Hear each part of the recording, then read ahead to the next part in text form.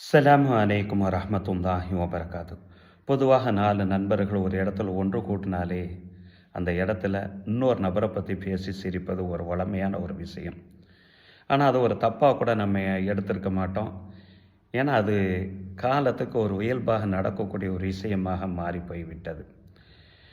சஹீஹ் முஸ்லீமில் நபித்தோழர் அபூ ஹுரைரா ரலியல்லாஹு அன்ஹு அவர்கள் அறிவிக்கக்கூடிய ஒரு ஹதீஸு பதிவு செய்யப்பட்டிருக்கு.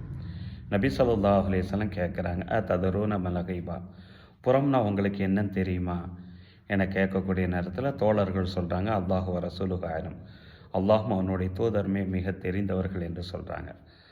சொன்னதற்கு பின்னால் நபி ஸல்லல்லாஹு அலைஹி வஸல்லம் அதற்குண்டான பதிலாக இவ்வாறு சொல்லுவாங்க, திக்ருக்க அஹாக்க பிமா யக்ரஹு, உன்னுடைய சகோதரன் எதனை வெறுப்பானோ அதனை 4 நபர்களுக்கு மத்தியில் நீ பேசுவது தான், அவனை பற்றி பேசுவது தான் புறம் என்று நபி ஸல்லல்லாஹு அலைஹி வஸல்லம் சொல்லக்கூடிய நேரத்தில் தோழர்கள் கேட்டாங்க, யா ரசூலுல்லாஹ், நாங்கள் பேசக்கூடிய அந்த விஷயம் அந்த நபர்கிட்ட இருந்தாலுமே அது புறமாகுமா என கேட்கக்கூடிய நேரத்தில், நீங்கள் சொல்லக்கூடிய அந்த விஷயம் அவர்கிட்ட இருந்ததுன்னு சொன்னால் அது புறம், இல்லாத ஒரு விஷயத்தை நீங்கள் பேசுனீங்கன்னு சொன்னால் அது அவதூறாகும் என்றார்கள் நபிகள் நாயகம் ஸல்லல்லாஹு அலைஹி வஸல்லம் அவர்கள்.